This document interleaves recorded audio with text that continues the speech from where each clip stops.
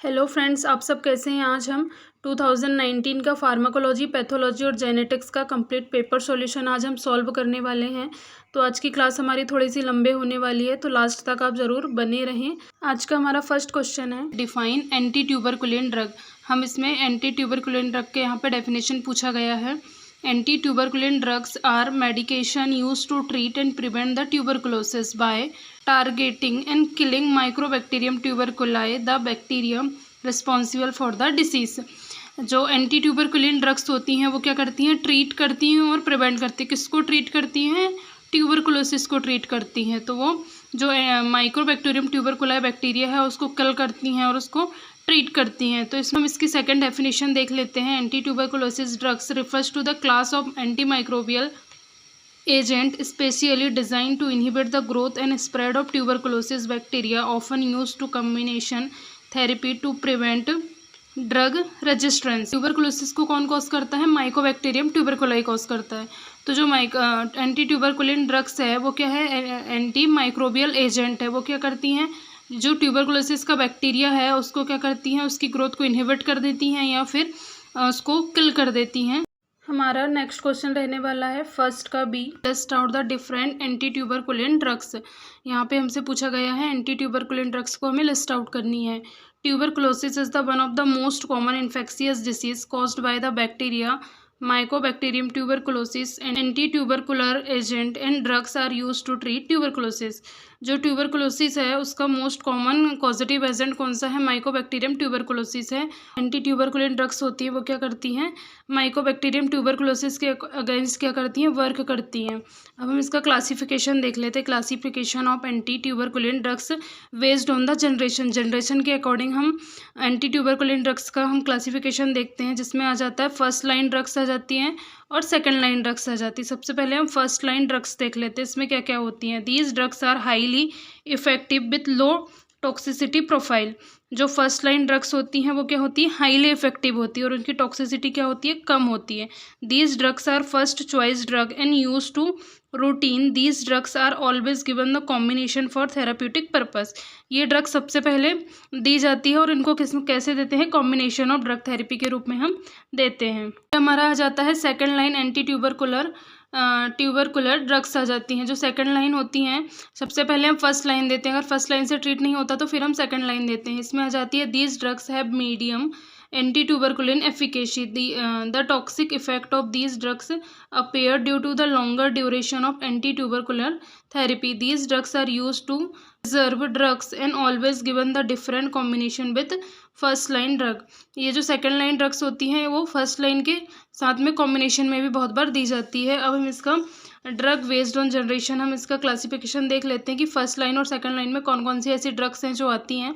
तो हम first line drugs में देख लेते हैं। पहली होती है आइसोनियाजाइड, फिर होती है रिफाम्पिसिन, पायरेजिनामाइड, फिर नेक्स्ट आती है स्ट्रेप्टोमाइसिन और इथाम्ब्यूटल। ये है फर्स्ट लाइन की ड्रग्स हैं। अब हम सेकंड लाइन की ड्रग्स देख लेते हैं। इसमें आ जाती है इथियोनामाइड, फिर आ जाएगी थियासेंटाजोन, फिर आ जाएगी पैरा एमिनो सैलिसिलिक एसिड, फिर एमिकासिन, सिप्रोफ्लॉक्सासिन, कैप्रोमाइसिन, साइक्लोसेरिन, रिफाब्यूटिन और कैनामाइसिन। जो कैनामाइसिन होती है उसका साइड इफेक्ट होता है ओटोटॉक्सिसिटी करवाती है। फिर हम देख लेते हैं based on anti tuberculin activity, drug based on anti tubercular activity. इसके अकॉर्डिंग भी ड्रग्स दो टाइप की होती हैं एंटी ट्यूबरकुलिन ड्रग। पहली होती हैं ट्यूबरकुलोसाइडल एजेंट और ट्यूबरकुलोस्टेटिक।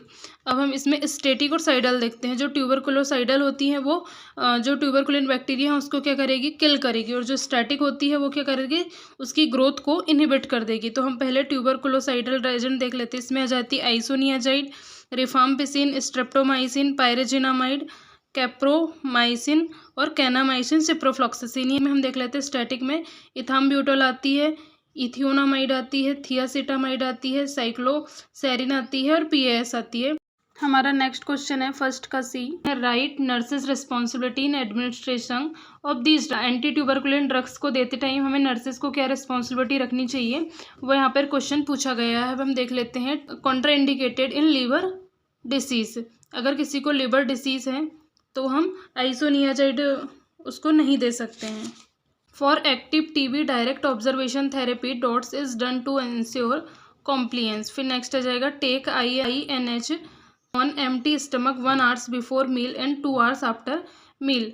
हमें 1 घंटे खाना खाने से पहले या फिर खाना खाने के 2 घंटे के बाद में आइसोनियाजाइड को एडमिनिस्टर करना चाहिए। नेक्स्ट आ जाता है monitor tingling, numbness, burning, pain related to pyridoxine, vitamin B6 deficiency. फिर नेक्स्ट आ जाता है monitor liver function test and instruct patient to avoid alcohol. अब हम इसकी रिस्पॉन्सिबिलिटीज़ देख लेते हैं। पेशेंट असेसमेंट में, ड्रग एडमिनिस्ट्रेशन में, पेशेंट एजुकेशन में, monitor and side effect management में। फिर आ जाएगा डॉट्स में, डायरेक्ट ऑब्जर्वेशन थेरेपी में। फिर नेक्स्ट आ जाएगा इन्फेक्शन कंट्रोल में। अब हम इसको एक एक करके देखते हैं कि क्या क्या रिस्पॉन्सिबिलिटीज़ हैं। फर्स्ट आ जाती है patient assessment. Assess the patient history of tuberculosis and previous drugs. हमें क्या करना है, पेशेंट की हिस्ट्री को पहले असेस करना है और उसकी प्रीवियस ड्रग्स को हमें देखना है कि वो कौन सी ड्रग्स को वहाँ पे यूज़ कर रहा है। फिर हम नेक्स्ट आ जाता है ड्रग एडमिनिस्ट्रेशन। इसमें आ जाएगा ensure the correct drug dose, route and timing as per the prescription. हमें जो ड्रग्स यूज़ कर रहा है पेशेंट उसको करेक्ट टाइम पे देना है, करेक्ट डोज पे देना है, उसका रूट सही होना चाहिए। जिस रूट से हमें एडमिनिस्ट्रेशन करना उसी रूट से हमें एडमिनिस्ट्रेशन करना चाहिए। तो हमें क्या है, राइट्स ऑफ ड्रग एडमिनिस्ट्रेशन यहाँ पे ध्यान रखना है। फिर हमारी नेक्स्ट आ जाती है पेशेंट एजुकेशन। पेशेंट एजुकेशन में क्या जाएगा, हमें पेशेंट को एजुकेट करना है कि ड्रग को हमें किस टाइम में उसको लेना चाहिए, खाना खाने से पहले लेना है या खाना खाने के बाद में लेना है, या फिर ये बताना है कि उसको अगर वो ड्रग्स को लेगा तो उसमें क्या क्या उसमें सिम्टम्स देखने को मिलेंगे। जैसे हम अगर रिफाम्पिसिन को लेते हैं तो उसमें ऑरेंज रेड कलर की यूरिन हमें देखने को मिलती है। अब हमारा नेक्स्ट आ जाता है monitoring and side effect management. इसमें जाएगा observe for adverse reaction like nausea, jaundice, vision change in tingling in extremities. जो ड्रग्स होती हैं एंटी ट्यूबरकुलिन ड्रग्स होती हैं उनमें बहुत सारे साइड इफेक्ट भी होते हैं जैसे नोजिया, वॉमिटिंग। तो इनको मैनेज करने के लिए, इनको ऑब्जर्व करने के लिए हमें पेशेंट को एडवाइस करना है। फिर हमारा नेक्स्ट आ जाता है directly observe therapy. Directly observe therapy में हमारी आ जाती है डाउट्स आ जाती है। इसमें हमें कॉम्प्लिकेशन को भी देखना है और उसके हाई रिस्क अगर पेशेंट है तो उस टाइम में भी हमें पेशेंट को ऑब्जर्वेशन में रखना है। फिर नेक्स्ट आ जाती है इन्फेक्शन कंट्रोल। इन्फेक्शन कंट्रोल में क्या आ जाता है, educate the patient to cough and etiquette and importance of ventilations of prevent TB spread. तो जो पेशेंट होता है, जो ट्यूबरकुलोसिस होती है वो क्या होती है, कम्युनिकेबल डिसीज होती है, वो स्प्रेड होती है बाय द ड्रॉपलेट्स। तो हमें पेशेंट को इन्फेक्शन को फैलाने से, स्प्रेड होने से बचाना है। तो हमें पेशेंट को क्या करना है, वहाँ पे वेंटिलेटेड जगह में उसको रखना है और उसके हमें उसके कांटेक्ट में आने से हमें बचना है। हमें क्वेश्चनों में पॉइंट याद रखना जिससे हम कम टाइम में ज़्यादा याद रख सकते हैं। हमारा नेक्स्ट क्वेश्चन है question number 2, right short notes, जिसमें हमारा फर्स्ट रहने वाला है ब्रोंकोडाइलेटर। हमने पहले 2018 में ब्रोंकोडाइलेटर के बारे में थोड़ा सा समझा था जो हमारे 2 मार्क्स के आया था। यहाँ पे हमारा ये क्वेश्चन आया है ब्रोंकोडाइलेटर के बारे में, शॉर्ट नोट्स में आया है। तो हमारा जो ब्रोंकोडाइलेटर वाला क्वेश्चन है वो क्या है, इंपॉर्टेंट क्वेश्चन बनता है क्योंकि ये बार बार पूछा जा रहा है। Bronchodilators are the drug used to relieve bronchospasm of chronic obstructive pulmonary disease COPD, asthma and airway obstruction. तो जो ब्रोंकोडाइलेटर्स होती हैं वो क्या करती हैं, एक ड्रग होती हैं जो ब्रोंकोस्पाज्म को रिलीव करती हैं। मतलब अगर ब्रोंक्यूल्स क्या हो जाते हैं, कॉन्ट्रैक्ट हो जाते हैं, तो जो ब्रोंकोडाइलेटर है उनको क्या करती हैं, रिलीफ करती हैं। जैसे सारी डिसीज़ ऐसी होती हैं जिसमें जो ब्रोंक्यूल्स होते हैं वो क्या हो जाते हैं, कॉन्स्ट्रक्ट हो जाते हैं, जैसे COPD, अस्थमा, एयरवे ऑब्स्ट्रक्शन। फिर हम देख लेते हैं bronchospasm caused due to the imbalance between constrictor and dilator, prostaglandin alpha and beta, adreno receptor, sympathetic and parasympathetic influences have also been indicated, commonly used drug and sympathomimetic drugs. Bronchospasm होता है वो क्या होता है, imbalance हो जाता है constructor और डायलेटर के बीच में। तो जब हमको डायलेटर ड्रग देते हैं तो उस टाइम में हमारा जो ब्रोंक्यूल्स होते हैं वो क्या हो जाते हैं, डायलेट हो जाते हैं। अब हम इसकी मैकेनिज्म देख लेते हैं। मैकेनिज्म में आ जाएगा these drugs being about the relaxation bronchioles, smooth muscle production, cyclic adenosine monophosphate, examples salbutamol, terbutaline, salmeterol, adrenaline और एफेड्रिन। ये सारी ड्रग्स हैं जो ब्रोंकोडाइलेटर्स है, जैसे साल्ब्यूटामोल है, टर्ब्यूटालिन है, ये सब ड्रग्स हैं जो कि हैं ब्रोंकोडाइलेटर्स का काम करती हैं। फिर हम इसके डोसेस देख लेते हैं। एडल्ट में 2 to 4 mg per dose 3 to 4 times a day देना है। फिर है maximum dose does not exceed 32 mg per day. Childrens में क्या देना है, 0.1 to 0.2 mg per kilogram per dose देना 3 टाइम्स अ डे। यहाँ पे हम रूट देख लेते हैं। इसमें रहता है इनहेलर रहता है, ओरल रहता है और आईवी रहता है। अब हम इसके इंडिकेशन देख लेते हैं। रिवर्सिबल एयरवे कॉन्स्ट्रक्शन इन अस्थमा। अस्थमा में क्या होता है, रिवर्सिबल कॉन्स्ट्रक्शन और ऑब्स्ट्रक्शन होता है, मतलब कॉन्स्ट्रक्ट हो जाते हैं। फिर हम इनहेलर यूज़ करते हैं, जैसे साल्ब्यूटामॉल, स्टेरॉइड वगैरह के जो इनहेलर्स आते हैं वो हम यूज़ करते हैं, तो फिर डायलेट हो जाती है। जैसे सीओपीडी में, नॉक्टर्नल अस्थमा में, ट्रीटमेंट ऑफ ब्रोंकियल अस्थमा में, फिर रेस्पिरेटरी डिसीज़ में और एलर्जिक स्टेट में। अब हम इसके कॉन्ट्राइंडिकेशन देख लेते हैं, जिसमें फर्स्ट आ जाता है hypertension, dysrhythmias, hyper sensitivity, cirrhosis, pregnancy and lactation.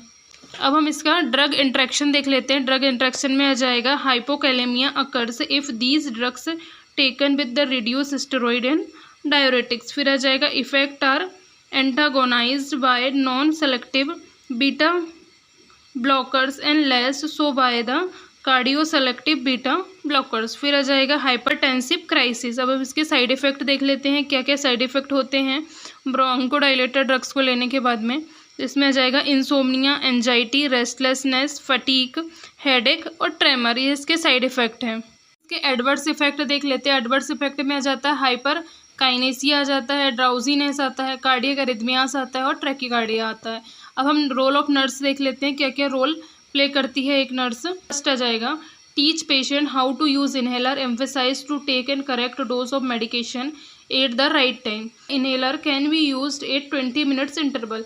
हमें पेशेंट को एडवाइस करना है कि अगर वो इनहेलर यूज़ करता है तो उसको फर्स्ट इनहेलर और सेकेंड इनहेलर के बीच में 20 मिनट्स का इंटरवल वहाँ पे रखना है। फिर थर्ड आ जाएगी if administered 3 times in 1 attack they should seek medical attention. अगर पेशेंट एक टाइम में 3 या उससे अधिक बार अगर इनहेलर यूज़ कर लेता है तो वहाँ पे उसको मेडिकल अटेंशन की नीड हो सकती है। फिर हमारा नेक्स्ट आ जाएगा instruct to take this medication early in evening and avoid insomnia. फिर नेक्स्ट आ जाएगा in children advise to use inhaler before brushing teeth to prevent the mouth इरिटेंस।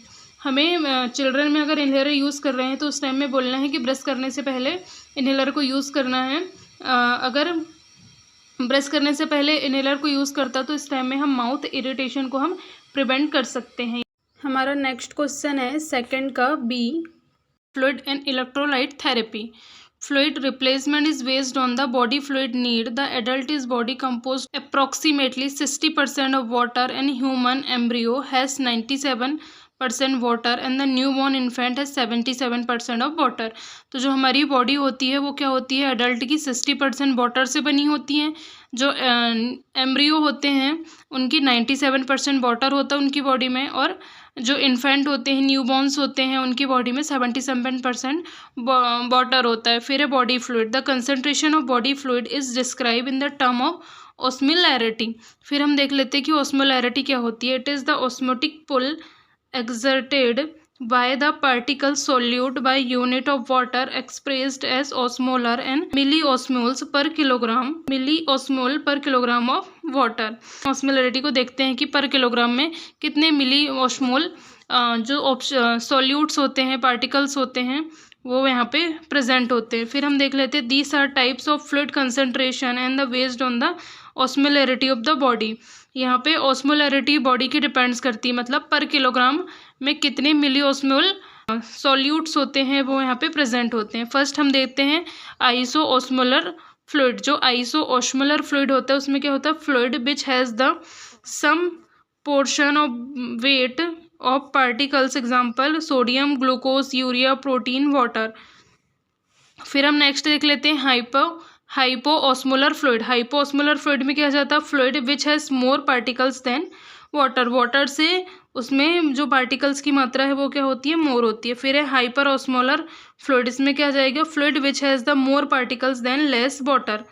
पानी की तुलना में उसमें जो पार्टिकल्स है वो कितने क्या रहेंगे, ज़्यादा रहेंगे। हाइपो में क्या रहेंगे, हाइपो मतलब कम, जो पार्टिकल्स रहेंगे पानी की तुलना में क्या रहेंगे, कम रहेंगे, और हाइपर में ज़्यादा रहेंगे। और आइसो में क्या रहेंगे, जितना पानी रहेगा उतना ही मात्रा में क्या रहेगा, पार्टिकल्स की मात्रा भी यहाँ पे प्रेजेंट रहेगी। यहाँ पे एडल्ट का बॉडी फ्लूइड वॉल्यूम देख लेते हैं, जिसमें इंट्रासेल्यूलर फ्लूइड कितना रहता है, 40% रहता है। एक्स्ट्रा सेल्यूलर फ्लूइड 20% रहता है। इंटरस्टिशियल फ्लूइड होता है 15% और इंट्रावेनस फ्लूइड होता है 5%। टोटल बॉडी फ्लूइड कितना होता है, 60% इन एडल्ट में। Causes of hypo osmolar and hyper osmolarity. अब हम इसके कॉजेज देख लेते हैं हाइपो और हाइपर के, हाइपर ऑस्मोलैरिटी के। फर्स्ट आ जाएगा हाइपो ऑस्मोलैरिटी, इसमें आ जाएगा excess water intake, fluid overload, oedema caused by the inability to excrete excess water. जो हाइपोऑस्मोलैरिटी, इसमें क्या होता है, एडिमा डेवलप होता है, मतलब जो बॉडी में फ्लूइड है वो क्या होने लगता है, रिटेन होने लगता है, जिसके कारण वह बॉडी से एक्सक्रीट आउट नहीं हो पाता है और बॉडी में एडिमा डेवलप हो जाता है। हाइपर ऑस्मोलैरिटी, इसमें क्या जाएगा, caused by severe diarrhoea. Severe diarrhoea के टाइम में हाइपर ऑस्मोलैरिटी डेवलप होती है, जिसमें हमारा जो बॉडी का फ्लूइड है वो सब क्या हो जाता है, एक्सक्रीट आउट हो जाता है, बॉडी में कम हो जाता है फ्लूइड। इसमें आ जाएगा increase salt and solute protein and intake. हमें इस टाइम में क्या लेना चाहिए, सॉल्ट और सॉल्यूट्स की मात्रा हमें क्या कर देनी चाहिए, बढ़ानी चाहिए। फिर है इनएडिक्वेट वाटर इनटेक। फिर आएगा diabetes, ketoacidosis and sweating. अब हम फ्लूइड रिप्लेसमेंट देख लेते हैं। फ्लूइड रिप्लेसमेंट में आ जाएगा fluid volume deficit from the extra cellular body compartment, fluid loss occurs from the interstitial tissue space and from the vascular blood vessels spaces, IV fluids in various concentration replace body fluid loss। जो body fluid loss होता है उसको हम क्या करते हैं, replacement करते हैं। अगर हम जितना जल्दी बॉडी फ्लूइड को रिप्लेस कर देंगे तो हमारी ये कंडीशन, फ्लूइड इम्बैलेंस की कंडीशन बहुत जल्दी ठीक हो जाएगी। For an IV solution, IV solution में जाएगा toxicity range 240 to 340 milli osmole per litre. फिर आ जाएगा toxicity of IV solution less than 240 milli osmole per litre hypotonic solution. फिर आ जाएगा टॉक्सिसिटी ऑफ IV सॉल्यूशन में मोर देन 340 मिली osmole per litre में हाइपरटोनिक सॉल्यूशन में रहती है। फिर हम इसमें नोट्स देख ले हैं। एवरेज सीरम ऑस्मोलैरिटी कितनी होती है, सीरम की ऑस्मोलैरिटी 290 मिली ऑस्मोल पर किलोग्राम वाटर होती है। फिर है formula of calculating using the factor of 50, subtract 50 from 290 osmol 240। Add आ जाएगा 50 प्लस 290 340 आ जाएगा। अगर मतलब हम ऑस्मोलैरिटी हम किसी की निकालनी है तो उसके लिए क्या करना पड़ेगा, हमें जिसकी उसकी एवरेज ऑस्मोलैरिटी है उसमें हम क्या करना, 50 को ऐड कर देना है। तो उसको ऐड करने के बाद में हमारी क्या आ जाएगी, ऑस्मोलैरिटी निकल के आ जाएगी। फिर हम इसके एग्जांपल देख लेते हैं, जिसमें आ जाएगा डेक्सट्रोज 5% ऑफ वाटर, D5W में 250 मिली ऑस्मोल रहती। फिर नॉर्मल सेलाइन सॉल्यूशन में या फिर 0.09% सोडियम क्लोराइड आता है, उसकी ऑस्मोलैरिटी कितनी होती है, 310 होती है। फिर है रिंगर लैक्टेट की ऑस्मोलैरिटी कितनी होती है, 275 मिली ऑस्मोल होती है। फिर है रिंगर सॉल्यूशन की होती है 310 ऑस्मोल्स होती है। फिर हम इसका क्लासिफिकेशन देख लेते हैं। Classification of IV solution for fluid replacement, इसमें आ जाएगा 4 classification of IV solution used for the fluid replacement are follow, जिसमें फर्स्ट आ जाएगा क्रिस्टलॉइड्स। क्रिस्टलॉइड में आ जाएगा using for replacement and maintenance fluid therapy, example dextrose saline and lactate Ringer solution. जो क्रिस्टलॉइड्स होता है इसमें डेक्सट्रोसेलाइन आ जाता है और लैक्टेटेड रिंगर सॉल्यूशन आ जाता है। अब कोलाइड्स में क्या आ जाएगा था, वॉल्यूम एक्सपेंडर्स, एग्जांपल डेक्सट्रोन सॉल्यूशन आ जाता है, एमिनो एसिड्स आ जाते हैं, हेटेस्टार्स आ जाते हैं और प्लाज्मानेट आ जाते हैं। फिर नेक्स्ट आ जाता है blood and blood product. A unit of packed RBC contain whole blood without plasma. तो इसमें हम ब्लड प्रोडक्ट या फिर ब्लड को भी हम रिप्लेसमेंट कर सकते हैं फ्लूइड थेरेपी में। फिर लिपिड्स में क्या आ जाएगा, administered as fat emulsion solution and the added to balancing the nutritional needs of patient. अब हम इसके रोल ऑफ नर्स देख लेते हैं, जिसमें फर्स्ट आ जाएगा monitor vital sign and report abnormal finding. हमें पेशेंट के वाइटल साइन को मॉनिटर करना है। अगर कोई एबनॉर्मल फाइंडिंग हमें मिलती है तो हमें उस टाइम में कंसल्टेंट को हमें बताना है। फिर नेक्स्ट आ जाएगा monitor urine output, report of urine output is less than 600 ml per day. हमें यूरिन आउटपुट मतलब हमें इनटेक और आउटपुट उसका क्या करना है, मेज़र करना है। अगर पेशेंट को 600 ml पर डे से भी कम हमें यूरिन देखने को मिलता है तो हमें कंसल्टेंट को हमें तुरंत बताना है। अगर हम नहीं बताते हैं तो पेशेंट को वहाँ पे ओलिगोरिया हो जाएगा, फ्लूइड इम्बैलेंस की कंडीशन वहाँ पे डेवलप हो जाएगी। फिर नेक्स्ट आ जाएगा measure weight daily for 2.2 to 2.25 pound is equivalent to 1 liter of fluid। फिर नेक्स्ट आ जाएगा check for sign and symptoms of fluid volume deficit dehydration such as excess thirst and mild dehydration, हमें patient में sign and symptoms को भी absorb करना है, अगर वो उसमें डिहाइड्रेशन हो रहा है या फिर एक्सेस थर्स्ट डेवलप हो रही है, ये सब हमें वहाँ पे देखना है। फिर नेक्स्ट आ जाता है monitor result daily specially BUN haemoglobin and haematocrit level elevated values can indicate dehydration. हमारी नेक्स्ट टिप्स है कि हमें क्वेश्चनों को रटना नहीं है, समझना है। अब हमारा नेक्स्ट क्वेश्चन रहने वाला है क्वेश्चन नंबर 2 का C, जिसमें हम कॉम्प्लिकेशन ऑफ डायरोटिक थेरेपी देखने वाले हैं। इसमें मैं आपको पॉइंट्स बताऊंगी, जिसको आप आसानी से याद करके क्वेश्चन आंसर में आप लिख सकते हैं, जो आपके एग्जाम में आने वाले हैं। जिसमें हमारा फर्स्ट आता है कॉम्प्लिकेशन, मतलब क्या क्या कॉम्प्लिकेशन ऐसे होते हैं जो डायरोटिक थेरेपी चलाने के बाद में होते हैं। जैसे इलेक्ट्रोलाइट इम्बैलेंस, अगर हम डायरोटिक थेरेपी यहाँ पर चलाएंगे तो इलेक्ट्रोलाइट का क्या हो जाएगा, इम्बैलेंस हो जाएगा। फिर नेक्स्ट आ जाएगा वॉल्यूम डिप्लेशन, यहाँ पे वॉल्यूम डिप्लेशन भी हमें देखने को मिलेगा। मेटाबॉलिक डिस्टर्बेंस देखने को मिलेगा। डायरेटिक थेरेपी में जो एक्सेस वॉल्यूम रहेगा हमारी बॉडी का, वो सब क्या हो जाएगा, हमारी बॉडी से एक्सक्रीट आउट हो जाएगा, जिसमें हमें मेटाबॉलिक डिस्टर्बेंस देखने को मिलता है। जिसमें मेटाबॉलिक एसिडोसिस, अल्कोलोसिस, रेस्पिरेटरी एसिडोसिस, अल्कोलोसिस, ये सारी कंडीशन वहाँ पे डेवलप होने के चांसेस रहते हैं। ऑटोटॉक्सिसिटी होने के भी चांसेस रहते हैं। फिर नेक्स्ट हमारा आ जाता है ड्रग इंट्रैक्शन। फिर हमारा नेक्स्ट आता है हार्मोनल एंड अदर इफेक्ट। ये सारे इफेक्ट किस में पड़ते हैं, डायरोटिक थेरेपी में हमें देखने को मिलते हैं कॉम्प्लिकेशंस। आज का हमारा नेक्स्ट क्वेश्चन रहने वाला क्वेश्चन नंबर 2 का D, drug used in hypertension, मतलब हम हाइपरटेंशन में कौन कौन सी ड्रग्स यूज़ करते हैं, यहाँ पे ये पूछा गया है। में हम सबसे पहले ड्रग्स यूज़ करते हैं डायरोटिक्स, मतलब वाटर पिल्स। डायरोटिक्स क्या कहते हैं, वाटर पिल्स कहते हैं। तो जो डायरोटिक्स होती हैं वो क्या करती हैं, हमारे जो बॉडी का फ्लूइड होता है, एक्सेस फ्लूइड होता है, उसको क्या कर देती हैं, बॉडी से एक्सक्रीट आउट कर देती हैं। तो जिसमें डायरोटिक्स में आ जाएगा हाइड्रोक्लोरीथियाजाइड या फिर क्लोरोथियाडोन, फिर फ्रूसेमाइड। ये 3 ड्रग हैं जो डायरेटिक का काम करते हैं। इसका मैकेनिज्म देख लेते हैं। Help to body get rid to excess salt and water, reduce blood pressure. फिर नेक्स्ट ड्रग है वो क्या है, angiotensin converting enzyme ACE inhibitor, जिसका एग्जांपल आ जाएगा लिस्नोप्रिल, एनालाप्रिल और रिमेप्रिल। नेक्स्ट हमारी ड्रग आ जाएगी angiotensin second receptor blocker ARBS, इसमें एग्जांपल आ जाएगा लोसॉर्टन, वॉलसॉर्टन, इर्वेसॉर्टन।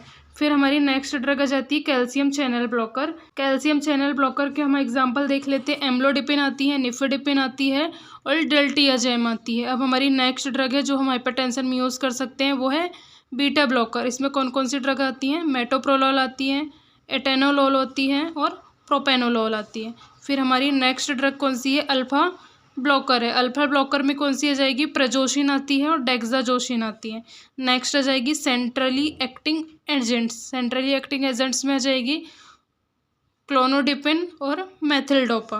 अब हमारी नेक्स्ट आ जाएगी डायरेक्ट बेसोडाइलेटर्स। डायरेक्ट बेसोडाइलेटर में कौन कौन सी आ जाती है, एग्जाम्पल में हाइड्रोलाजिन और मिनोक्सीडिल। ये सारी जो ड्रग्स हैं वो क्या हैं, हाइपरटेंशन में यूज़ होती हैं।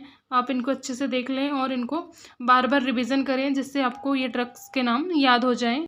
हमारा नेक्स्ट क्वेश्चन रहने वाला क्वेश्चन नंबर 3 है शॉर्ट आंसर क्वेश्चंस, जिसमें हमारा पहला क्वेश्चन रहने वाला है नाम लिखना है किसके, 2 पेप्टिक अल्सर वाली जो ड्रग यूज़ करते हैं उसमें हमें नाम लिखना, मतलब 2 name drug use in peptic ulcer. जो हम पेप्टिक अल्सर में यूज़ करते हैं वो 2 ड्रग्स का हमें नाम लिखना है। फर्स्ट आ जाएगी सोडियम बाइकार्बोनेट, इसको हम ओरली देते हैं कितना, 1 to 5 ग्राम ओरली देते हैं। फिर सेकंड आ जाएगी मैग्नीशियम हाइड्रोक्साइड, 0.5 to 1 ग्राम देते हैं। फिर नेक्स्ट आ जाएगी aluminium hydroxide, up to 1 gram daily देते हैं। फिर है magnesium bicarbonate, 250 to 500 mg orally देते हैं। फिर नेक्स्ट आ जाएगी कैल्शियम कार्बोनेट, इसमें आ जाएगी अप टू 1.5 ग्राम हम डेली देते हैं। फिर हमारा नेक्स्ट क्वेश्चन आ जाएगा anti leprosy therapy. Anti leprosy therapy leprosy के अगेंस्ट चलाई जाती है। Anti leprosy therapy also known as the multi drug therapy is the standard treatment of leprosy. इसमें लेप्रेसी का स्टैंडर्ड ट्रीटमेंट होता है, जिसमें मल्टी ड्रग ट्रीटमेंट चलाया जाता है। जिसमें आती है पॉसी वेसिलरी लेप्रेसी, जिसमें एग्जाम्पल में रिफाम्पिसिन, डेप्सोन ये आती है, जिसमें रिफाम्पिसिन 600 mg पर मंथ देते हैं और जो डेप्सोन होती है इसमें 100 mg डेली दी जाती है। ये दोनों ड्रग कब तक दी जाती है, 6 मंथ के लिए दोनों ड्रग हमें यहाँ पे देनी होती है। फिर हमारी आ जाती है मल्टी वेसिलरी लेप्रेसी, इसमें होती है हमें क्या क्या देनी पड़ती है, रिफाम्पिसिन 600 mg पर मंथ देती हैं, क्लोफाजेमाइन देते हैं 300 mg per month, plus 50 mg daily देते हैं। फिर डेप्सोन हम देते हैं 100 mg डेली देते हैं। इसको कब तक, कितने टाइम के लिए दिया जाता है? 12 महीने के लिए। अब हमारा नेक्स्ट क्वेश्चन है emergency drug use in during resuscitation. कौन कौन सी ड्रग है जो रिससिटेशन के टाइम में यूज़ की जाती? फर्स्ट आती है कार्डियक अरेस्ट। कार्डियक अरेस्ट के टाइम में कौन कौन सी ड्रग दी जाती है? एपिनेफ्रिन दी जाती है 1 mg पर IV दी जाती है। एमनियोट्रोन देते हैं 300 mg पर IV बोलस दिया जाता है। फिर है लिडोकैन दिया जाता है 1 to 1.5 mg per kilogram IV दिया जाता है। फिर ब्रेडिकार्डिया के टाइम में कौन कौन सी देते हैं? एट्रोपिन देते हैं, ड्रोपामिन देते हैं, एपिनेफ्रिन इन्फ्यूजन देते हैं। फिर ट्रैकिकार्डिया के टाइम में क्या दे दिया जाता है? एडेनोसिन देते हैं, एमनियोट्रोन देते हैं। फिर हाइपोटेंशन या फिर शॉक में अगर पेशेंट जाता है उस टाइम में हम क्या देते हैं? एपिनेफ्रिन देते हैं, डोपामिन देते हैं और नॉर एपिनेफ्रिन का इन्फ्यूजन हम चलाते हैं। ये हमारी इमरजेंसी ड्रग्स है जो रिससिटेशन के टाइम में यूज़ की जाती है। क्वेश्चन है 2 advantage of intravenous route of administration of drug. हमें जो IV एडमिनिस्ट्रेशन हम ड्रग का करते हैं उसका क्या एडवांटेजेस है हमें यहाँ पे पूछा गया है। इसमें आ जाएगा, फर्स्ट आ जाएगा रैपिड एब्जॉर्प्शन होता है, then orally and topical route. अगर हम टॉपिकल, ओरल और इंट्रावेनस देंगे तो सबसे अच्छा एब्जॉर्प्शन और बहुत जल्दी एब्जॉर्प्शन किस में होगा? रैपिडली किस में होगा एब्जॉर्प्शन? IV एडमिनिस्ट्रेशन में। फिर सेकंड आ जाएगा do not irritate the gastrointestinal tract. ये गैस्ट्रोइंटेस्टाइनल ट्रैक्ट में किसी प्रकार का इरिटेशन नहीं होता है। फिर नेक्स्ट आ जाएगा कैन एडमिनिस्टर लार्जर वॉल्यूम। हम बहुत ज़्यादा वॉल्यूम में इंट्रावेनसली हम फ्लूइड को एडमिनिस्टर कर सकते हैं। फिर नेक्स्ट आ जाएगा इमरजेंसी यूज़। ये बहुत जल्दी रैपिड एब्जॉर्प्शन होता है, बहुत जल्दी इफेक्ट बताती है हमारी बॉडी में, तो हम इसको रैपिडली इमरजेंसी यूज़ के लिए भी हम इसको यूज़ में लेते हैं। फिर है कंटिन्यूस इन्फ्यूजन। अगर किसी पेशेंट को कंटिन्यूस इन्फ्यूजन में रखा जा रहा है तो उस टाइम में भी हम IV एडमिनिस्ट्रेशन ही हम करते हैं। फिर हमारा नेक्स्ट क्वेश्चन आ जाएगा 2 यूजेस ऑफ एस्पिरिन। एस्पिरिन के हमें 2 यूजेस लिखने हैं जिसमें हम इंडिकेशन देख लेते हैं। रूमेटिक फीवर में, रूमेटॉइड अर्थराइटिस में, ऑस्टियोआर्थराइटिस में, डिस्मेनोरिया में। यूजेस में जाएगा पेन रिलीफ करती है, फीवर रिडक्शन करती है और एंटी इन्फ्लेमेटरी इसका एक्शन होता है। अब हमारा सेक्शन ए हमारा फिनिश हुआ फार्माकोलॉजी का। अब हम सेक्शन बी सॉल्व करेंगे पैथोलॉजी और जेनेटिक्स, जिसमें हमारा क्वेश्चन रहने वाला है define hepatitis, discuss it's causes, pathological changes and complication of hepatitis. में हमको हेपेटाइटिस को डेफिनेशन बताना है, इसके कॉजेस, पैथोलॉजिकल चेंजेस और कॉम्प्लिकेशन बताना है। सबसे पहले हम हेपेटाइटिस होता क्या है ये देख लेते हैं। Inflammation of liver due to the viral infection but also be caused by the drug, alcohol, chemical, auto immune disease and metabolic abnormalities. Hepatitis मतलब इन्फ्लेमेशन हो रहा है किसका? लीवर का। किसके कारण हो रहा है? या तो वायरल इन्फेक्शन के कारण हो सकता है, या फिर कुछ ड्रग्स होती हैं, एल्कोहल होता है, केमिकल होता है, या फिर ऑटो इम्यून, मेटाबॉलिक एबनॉर्मलिटी, ऐसी बहुत सारी चीज़ें होती हैं जिसके कारण लीवर में इन्फ्लेमेशन आ जाता है। अब हम इसकी डेफिनेशन देख लेते हैं। Hepatitis is the necro-inflammatory liver disease characterized by the presence of inflammatory cell in the portal tract, then the spill over to parenchymatous liver cell। अब हम इसकी दूसरी डेफिनेशन देख लेते हैं। Hepatitis is defined as the inflammation of liver which can caused by the various factor including viral infection, autoimmune disease and alcohol, drug and toxins. अब हम इसके कॉजेज देख लेते हैं कि क्या क्या कॉजेज हैं जो हेपेटाइटिस को कॉज करता है। सबसे पहले आ जाता है हमारा वायरल इन्फेक्शन। इसमें आ जाता है hepatitis A, B, C, D और E। Alcohol consumption, auto immune disorder, toxins and medications. Next हमारा आ जाता है fatty liver disease, metabolic disorder. ये हमारे कॉजेज हो गए। अब हम पैथोलॉजिकल चेंजेस देख लेते हैं जिसमें सबसे पहले आ जाता है ग्रॉस मार्फोलॉजी। फिर इसमें क्या होता है, जो ग्रॉस मार्फोलॉजी में माइक्रोस्कोपिक चेंजेस देखा जाता है, जिसमें हम एक्यूट हेपेटाइटिस का पहले देखते हैं, फिर क्रोनिक का देखेंगे। एक्यूट में हम देख लेते हैं लीवर में appear slightly enlarge and swollen due to the inflammation. हमें लीवर इसमें क्या दिखाई देगा, माइक्रोस्कोपी में थोड़ा सा एनलार्ज दिखाई देगा, इन्फ्लेमेशन उसमें दिखाई देगा। नेक्स्ट आ जाता है हमारा कट सरफेस में shallow the mottled appearance with the area of congestion and pallor. फिर हमारा आ जाता है नेक्स्ट में in several cases this may be the necrosis leading to yellowish discoloration. बहुत सारे केसेस में क्या होता है, नेक्रोसिस होता है जिसके कारण येलोइश डिस्कलरेशन हमें वहाँ पे प्रेजेंट दिखाई देता है। फैटी चेंजेस दिखाई देते हैं और हेमरेजिक एरिया वहाँ पे हमें दिखाई देता है माइक्रोस्कोपिक में। अब हम क्रोनिक हेपेटाइटिस में देख लेते हैं। इसमें आ जाएगा लीवर में भी normal in size and shrunken in fibrosis and develop. इसमें क्या होता है, लीवर हमें नॉर्मल साइज में दिखाई देता है, श्रंक दिखाई देता है, और उसकी जो फाइब्रोसिस है उसमें डेवलप होते हुए दिखाई देती है। नेक्स्ट आ जाएगा द सरफेस में become nodular if cirrhosis develop. अगर सिरोसिस डेवलप हो रहा है तो हमें वहाँ पे नोड्यूल्स हमें दिखाई देंगे। फिर है fibrotic band can cause the film and irregular texture. Next आता है इन एडवांस केसेस में आ जाता है portal hypertension lead to splenomegaly and ascites. Advance cases में क्या हो जाता है, जो पोर्टल हाइपरटेंशन होता है उसके कारण स्प्लीनोमेगेली होता है। स्प्लेनोमेगेली मतलब जो स्प्लीन होती है उसमें हमारा एनलार्जमेंट हमें दिखाई देता है, और एसाइटिस मतलब फ्लूइड एक्यूमुलेशन भी उसमें होने लगता है। अब हम इसके माइक्रोस्कोपिक चेंजेस देख लेते हैं हिस्टोपैथोलॉजी जिसमें होता है, उसमें हम देख लेते हैं एक्यूट हेपेटाइटिस में।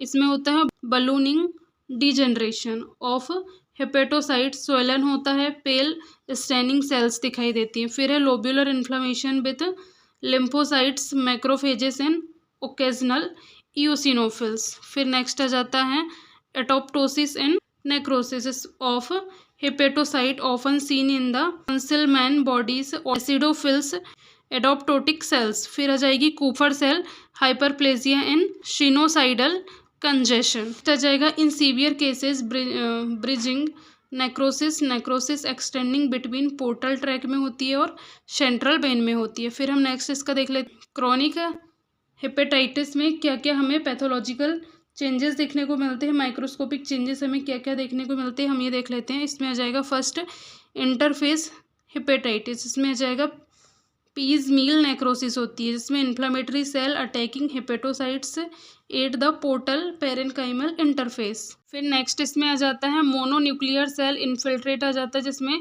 Mostly lymphocytes in portal track होता है। फिर नेक्स्ट हमारा आ जाता है फाइब्रोसिस प्रोग्रेशन होता है जिसमें start from portal track and extend from the bridge fibrosis lead to cirrhosis. अब हमारा नेक्स्ट आ जाता है हिपेटोसाइट रीजनरेशन होता है, ये भी हमारा इसमें किसमें होता है, हिस्टोपैथोलॉजी में with pseudolobular formation in cirrhosis.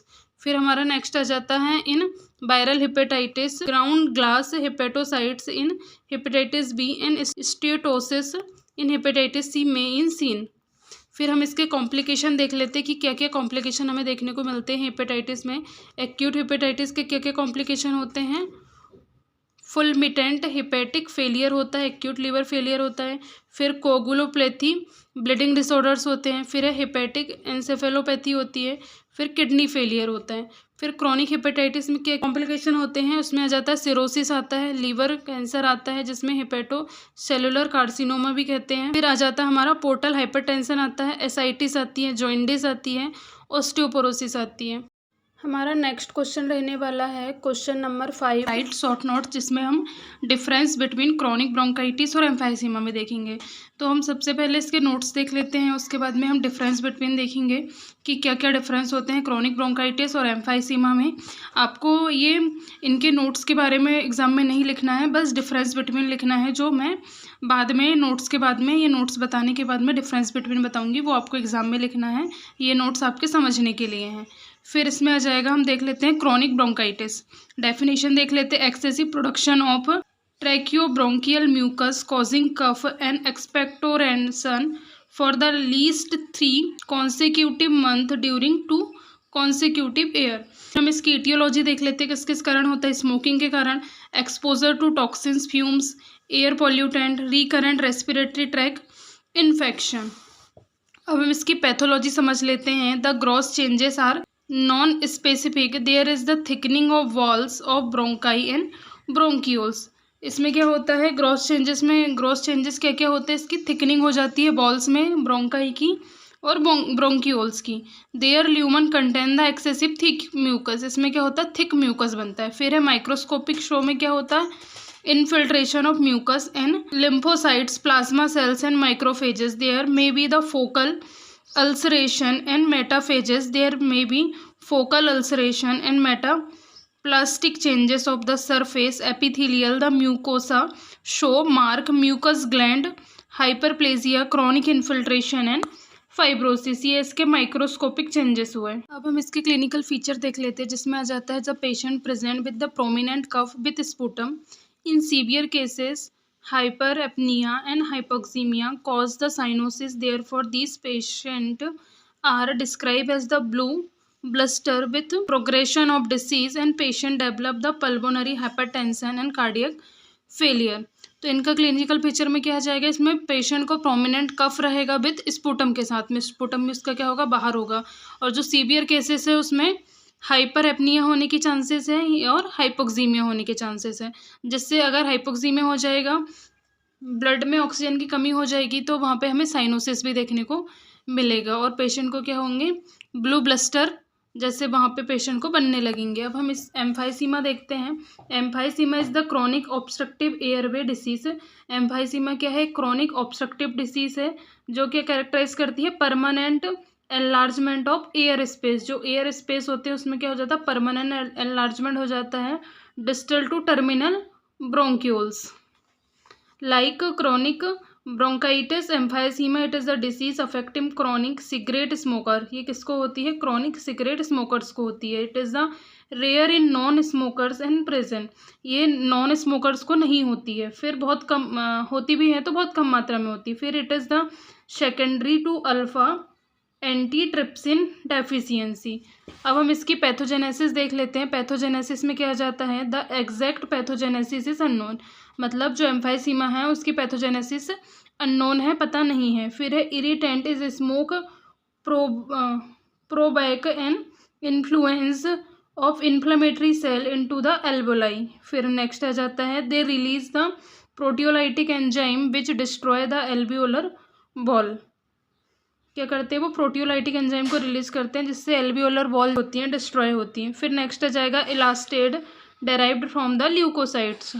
फिर हमारा आ जाता है digestion, the elastic fibre from the alveolar wall, the oxygen radical release the inactive and anti proteolytic enzyme, these result in alveolar destruction. अब हम इसकी पैथोलॉजी देख लेते हैं। Depending on the pattern of alveolar ball destruction, मतलब जो alveolar ball destruction किस तरीके से हो रहा है उसके पैटर्न को ये फॉलो करती है, जिसमें 4 क्लासिफिकेशन बताए गए हैं। जिसमें फर्स्ट आ जाएगा सेंट्रियोलोब्यूलर एम्फाइसीमा, पानलोब्यूलर एम्फाइसीमा, पैरासेप्टल एम्फाइसीमा और इर्रेगुलर एम्फाइसीमा। माइक्रोस्कोपी में क्या शो होगा, thin destruction of alveolar ball, मतलब जो एल्वियोलर बॉल है थिन दिखाई देगी और उसका डिस्ट्रक्शन होता हुआ हमें दिखाई देगा। फिर with advance disease there is the formation of large air space. फिर हम इसके क्लिनिकल फीचर्स देख लेते हैं। क्लिनिकल फीचर में क्या आ जाएगा, पेशेंट प्रेजेंट विथ डिसेप्निया, डिसेप्निया होगा पेशेंट को, वेट लॉस होगा, दे हैव द ट्रैकिपनिया होगा, मतलब रेस्पिरेटरी रेट इंक्रीज हो जाएगी, and manage to oxygenate the blood adequate so as not to develop cyanosis. They are therefore called pink puffer. Treatment is symptomatic and damage irreversible. जो treatment हम यहाँ पे देंगे symptomatic treatment हम चलाएंगे patient को। अब हम इसके डिफरेंस बिटवीन देख लेते हैं, ये आपको एग्जाम में ऐसे लिखना है। इसमें हम देख लेते हैं क्रॉनिक ब्रोंकाइटिस और एम्फाइसीमा। क्रॉनिक ब्रोंकाइटिस में जाएगा माइल्ड डिसेप्निया होगा, एम्फाइसीमा में डिसेप्निया दैट में सीवियर, मतलब इसमें माइल्ड होगा, इसमें सीवियर डिसेप्निया होगा। प्रोडक्टिव कफ होगा क्रॉनिक ब्रोंकाइटिस में, इसमें ड्राई और नो कफ रहेगा। फिर क्रॉनिक ब्रोंकाइटिस में साइनोसिस कॉमन रहेगी, इसमें क्योंकि हाइपोक्सीमिया हो रहा था इसलिए इसमें साइनोसिस कॉमन रहेगी, और इसमें एम्फाइसीमा में साइनोसिस रेयर रहेगी। रेस्पिरेटरी इन्फेक्शन कॉमन रहेगा, एम्फाइसीमा में इनएडिक्वेट इन्फेक्शन रहेगा। क्रॉनिक ब्रोंकाइटिस में ऑनसेट यूजुअली आफ्टर 40 में रहेगा, और एम्फाइसीमा का ऑनसेट कब रहेगा, 50 ईयर की एज में रहेगा। फिर नेक्स्ट आ जाता है history of cigarette smoking. Chronic bronchitis cigarette smokers को रहेगी, इसमें भी हिस्ट्री ऑफ सिगरेट स्मोकिंग रहेगी। फिर क्रॉनिक ब्रोंकाइटिस में पल्मोनल कॉमन रहेगा, और एम्फाइसीमा में कोर पल्मोनल इन टर्मिनल स्टेज में रहेगा। फिर नेक्स्ट आ जाता है एयरवे रेजिस्टेंस इंक्रीज रहेगा, और एम्फाइसीमा में नॉर्मल और स्लाइटली इंक्रीज रहेगा। क्रॉनिक ब्रोंकाइटिस में इलास्टिक रिकॉइल नॉर्मल है और एम्फाइसीमा में लो है। फिर क्रॉनिक ब्रोंकाइटिस में chest radiography prominent vessel large heart रहेगी, और जो एम्फाइसीमा है उसमें हाइपर इन्फिल्ट्रेशन स्मॉल हार्ट रहेगा। अब हमारा नेक्स्ट क्वेश्चन है फिफ्थ का बी है ethical issue related to genetic counselling. है जेनेटिक काउंसलिंग के टाइम में क्या क्या एथिकल इशूज होते हैं, जिसमें फर्स्ट आ जाता है इन्फॉर्म कंसर्न। ये सबसे मेन और इम्पॉर्टेंट हमारा इशू होता है कि हमें सबसे पहले तो कंसर्न लेना है किसी भी चीज़ का। फिर नेक्स्ट आ जाता है प्राइवेसी एंड कॉन्फिडेंशियलिटी। हमें अगर पेशेंट अपनी क्या कर रहा है, अपनी इन्फॉर्मेशन हमें बता रहा है तो उसको हमें प्राइवेट रखना है, उस चीज़ को हमें प्राइवेसी मेंटेन करके रखना है पेशेंट की। और कॉन्फिडेंशियलिटी मतलब उस चीज़ को हमें कहीं और किसी से शेयर नहीं करना है। फिर नेक्स्ट आ जाता है जेनेटिक डिस्क्रिमिनेशन। फिर हमारा नेक्स्ट आ जाता है साइकोलॉजिकल इम्पैक्ट। नेक्स्ट आ जाता है प्रोडक्टिव डिसीजन मेकिंग। फिर नेक्स्ट है कल्चरल एंड रिलीजियस कंसर्न, मतलब हमें कल्चरल और रिलीजियन की तरह हमें क्या करना है, हमें डिफ्रेंशिएट नहीं करना है वहाँ पे। फिर आ जाएगा duty to warn versus patient autonomy. फिर है असेस एंड इक्वालिटी। फिर नेक्स्ट आ जाएगा मिसयूज़ ऑफ जेनेटिक इन्फॉर्मेशन। हमें जेनेटिक इन्फॉर्मेशन को मिसयूज़ नहीं करना, अगर मिसयूज़ होती है तो वो एक इशू हो जाता है, एथिकल इशू में आता है। फिर एक्यूरेसी एंड इंटरप्रिटेशन। फिर नेक्स्ट आ जाएगा कमर्शियलाइजेशन एंड प्रॉफिट मोटिव्स। फिर नेक्स्ट आ जाएगा ethical issues in research and clinical trials. फिर नेक्स्ट आ जाएगा कल्चरल एंड सोशल स्टिग्मा। फिर नेक्स्ट आ जाएगा ethical issue in paediatric and career testing. ये सब हमारे एथिकल इशूज हैं जो जेनेटिक काउंसलिंग में देखने को मिलते हैं। अब हमारा नेक्स्ट क्वेश्चन है फिफ्थ का सी है importance of clinical pathology. Clinical pathology का क्या क्या इंपॉर्टेंस होता है वो हम यहाँ पे आज देखने वाले हैं, जिसमें मैं आपको पॉइंट्स बताऊंगी, जिससे आपको याद रखने में बहुत ही आसानी होगी। आप पॉइंट्स याद रख सकते हैं, अंदर का थोड़ा सा समझ लें, जिससे आप एग्जाम में अच्छे तरीके से उसको लिख सकते हैं। जिसमें हम फर्स्ट पॉइंट देख लेते हैं अपना क्लिनिकल पैथोलॉजी में एक्यूरेट डायग्नोसिस। जो क्लिनिकल पैथोलॉजी होती है उसमें क्या करते हैं, हम टेस्ट लगाते हैं, जिसमें बहुत सारे हम ब्लड टेस्ट या ऐसे टेस्ट करते हैं, जैसे किडनी फंक्शन टेस्ट, ये सब टेस्ट किया जाता है पैथोलॉजिकली। जिसमें क्या करते हैं, हम डायग्नोसिस को एक्यूरेट करते हैं, मतलब डायग्नोसिस वहाँ पे बनाया जाता है कि किस चीज़ के कारण यहाँ पे ये डिसीज़ हुई है। फिर नेक्स्ट आ जाएगा डिसीज़ मॉनिटरिंग। हम डिसीज़ को मॉनिटरिंग करते हैं कि कितनी वो उसमें पर्सन ठीक हो रहा है या फिर वो कितनी उसकी सीवियरिटी को हमें दिखा रही है। फिर नेक्स्ट आ जाएगा ट्रीटमेंट गाइडेंस।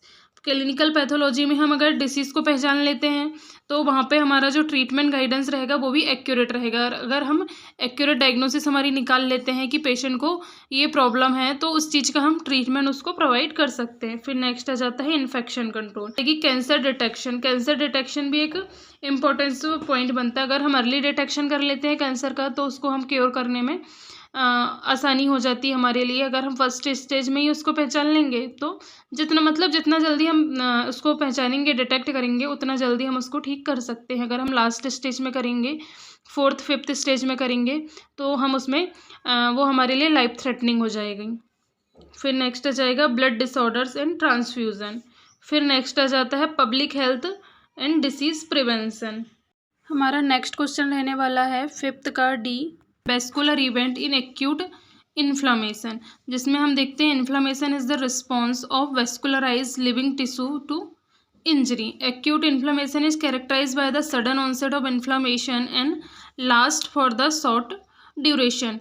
जो इन्फ्लामेशन होता है उसका हमें वेस्कुलर इवेंट बताना है, जिसमें क्या होता है, जो इन्फ्लामेशन होता है वो क्या कैरेक्टराइज करता है, सडन ऑनसेट, मतलब तुरंत क्या हो जाती है वो जगह यहाँ पे रेड हो जाएगी, हीट हमें बताएगी, या फिर स्वेलिंग वहाँ पे हमको दिखाई देगी। ये इन्फ्लामेशन के हमारे साइन होते हैं, जिसमें हमें सडन ऑनसेट होता है, मतलब हमें ये सडन तुरंत ही हमें दिखने लगते हैं। फिर हम देख लेते हैं sign of inflammation, 5 cardinal sign of inflammation. Inflammation के क्या होते हैं, 5 कार्डिनल साइन होते हैं, जिसमें फर्स्ट होता है रूबर, इसका मतलब होता है रेडनेस। फिर होता है कैलर, इसका मतलब होता है हीट। फिर होता है डॉलर, मतलब पेन। ट्यूमर मतलब स्वेलिंग।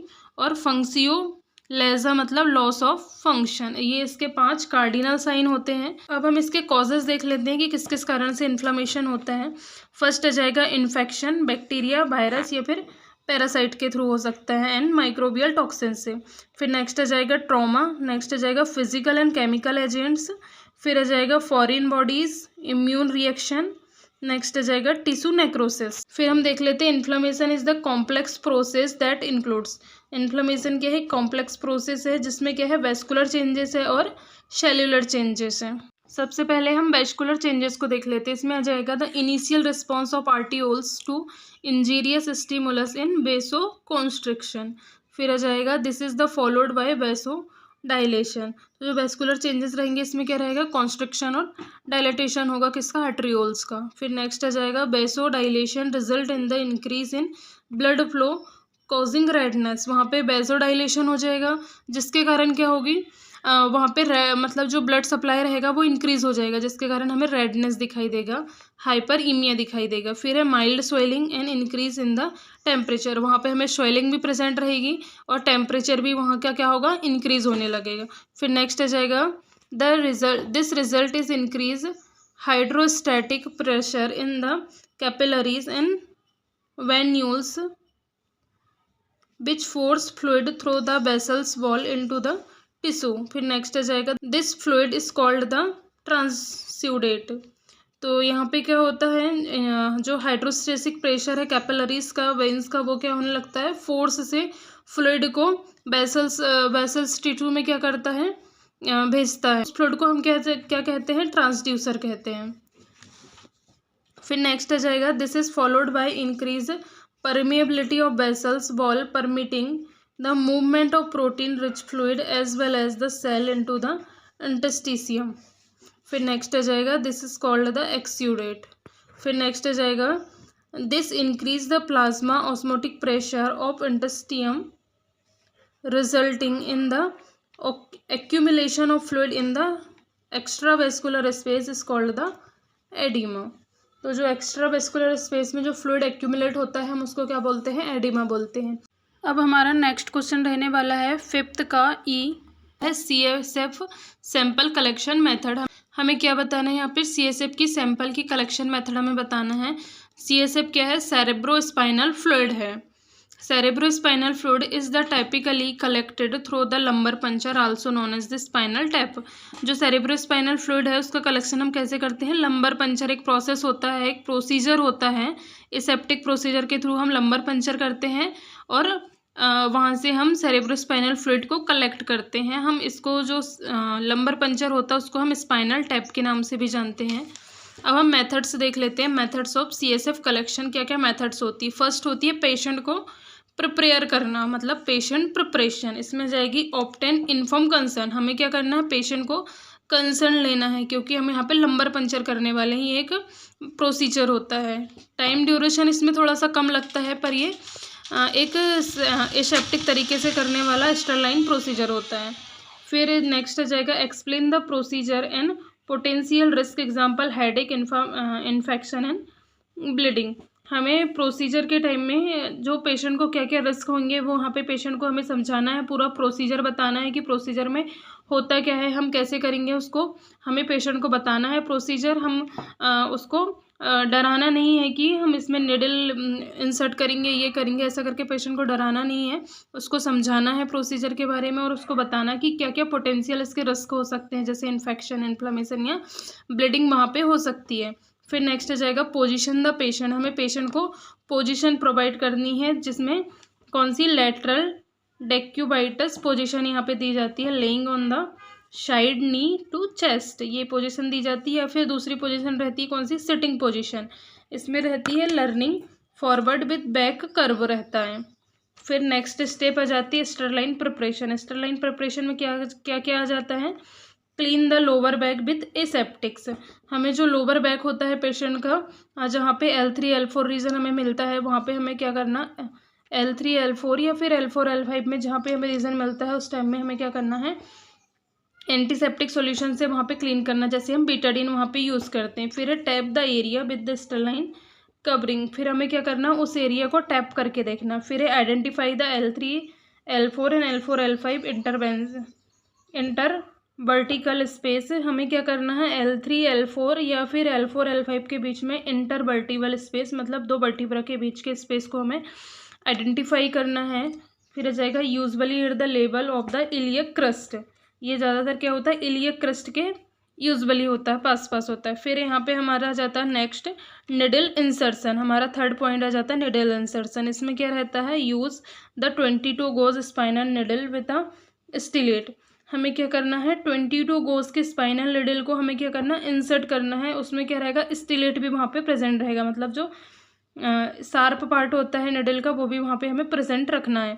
फिर नेक्स्ट आ जाएगा insert the needle mid line at the slight upward angle. हमें निडल को क्या करना है, इंसर्ट करना है।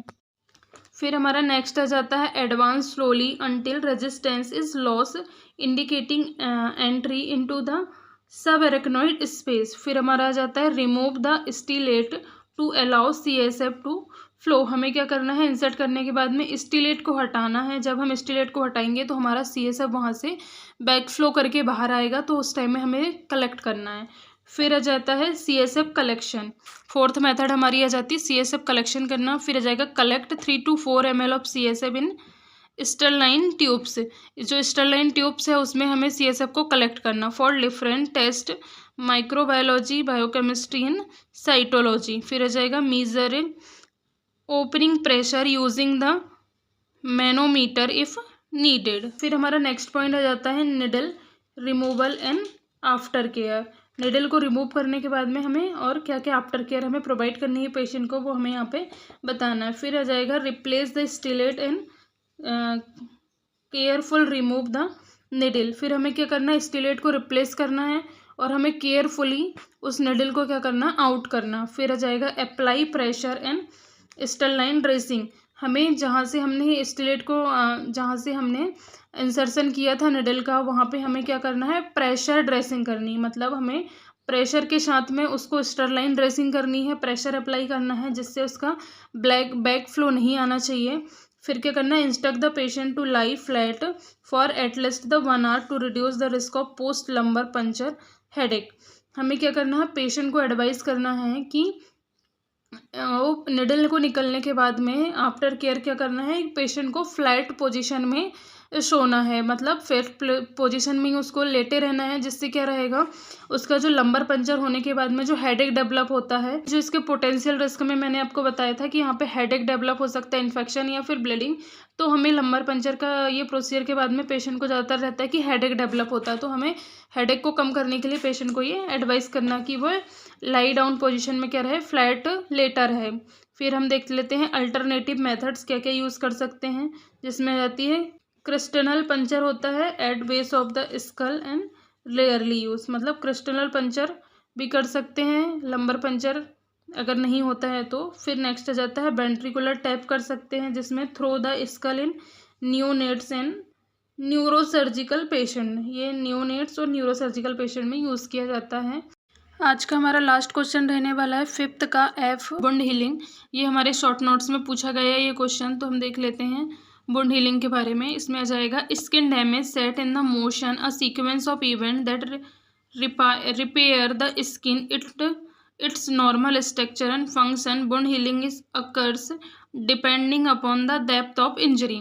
तो जो वुंड हीलिंग रहती है हमारी, वो क्या रहती है, जब हमारा वुंड, हमारी स्किन डैमेज हो जाती है तो उस टाइम में रिपेयर किया जाता है स्किन को। इस टाइम में हमारी ये वुंड हीलिंग में क्या क्या प्रोसेस होती है वो सब यहाँ पे आ जाता है। तो हम देख लेते हैं phases of wound healing. Wound repair is classified simplified into the 4 main phases. इसमें 4 मेन फेजेस होते हैं जिसके थ्रू वुंड की हीलिंग होती है। फर्स्ट आ जाती है हेमेटोसिस आती है, जिसमें ब्लीडिंग फेज आता है। फिर नेक्स्ट आ जाती है इन्फ्लेमेटरी फेज आती है, पॉलीफ्रेटिव फेज आती है और फिर रीमॉडलिंग फेज आती है। सबसे पहले हम देख लेते हैं इन्फ्लेमेटरी फेज। इसमें क्या होता है, the cut surface become the inflamed and blood clot and cell debris fill the gap between them in the first few hours. जब हमें इंजरी होती है, चोट लगती है, उस टाइम में क्या होता है, इन्फ्लामेशन हमें वहाँ पे कॉज होता है और जो ब्लड वहाँ से ऊज आउट हो रहा था वो क्या होता है, वहाँ पे क्लॉट बना लेता है। देन फर्स्ट फ्यू आवर्स में यही सब प्रोसेस होती है, मतलब इन्फ्लामेशन होगा, ब्लड क्लॉट होगा और जो गैप वहाँ पे बना हुआ है सेल डेब्रिस, उसको क्या करेंगे, फिल करेंगे। फिर हमारी नेक्स्ट स्टेप आ जाती है, स्टेज आती है पॉलीफरेशन। इसमें आ जाएगा ग्रेन्युलेशन टिश्यू फॉर्मेशन होता है। इसमें क्या होता है, ग्रेन्युलेशन टिश्यू फॉर्मेशन होता है। फिर epithelial cell migrate across the new tissue to form the barrier between the wound and environment. फिर हमारी नेक्स्ट स्टेप आ जाती है रीमॉडलिंग। रीमॉडलिंग में क्या होता है, ग्रेनुलेशन टिश्यूज रिप्लेस होते हैं फॉर फाइब्रस स्कार्स। जो पॉलीफरेशन में ग्रेनुलेशन टिश्यू बने थे वो रीमॉडलिंग फेज में क्या हो जाएंगे, रिप्लेस हो जाएंगे। उसकी जगह में क्या बनने लगेंगे, फाइब्रस स्कार टिश्यू बनने लगेंगे। फिर नेक्स्ट आ जाता है rearrangement of collagenous fiber occurs and the strength of the wound increase. फिर नेक्स्ट आ जाता है in this time to scar become less vascular appearing after the few months as the fine lines। यहाँ पे हमारा 2019 का फार्मा पैथोजेनेटिक्स का पूरा कंप्लीट पेपर सॉल्यूशन ये हमारा फिनिश होता है। आपको अगर इस वीडियो से रिलेटेड कोई भी डाउट हो तो आप कमेंट्स बॉक्स में कमेंट्स कर सकते हैं। अगर आपको मेरी ये क्लास पसंद आई हो तो प्लीज़ लाइक करें, अपने दोस्तों के साथ में शेयर करें, बेल आइकन को प्रेस करके रखें जिससे आपको अगली क्लास का नोटिफिकेशन बिल्कुल टाइम पे मिल जाए। Thank you for watching this video.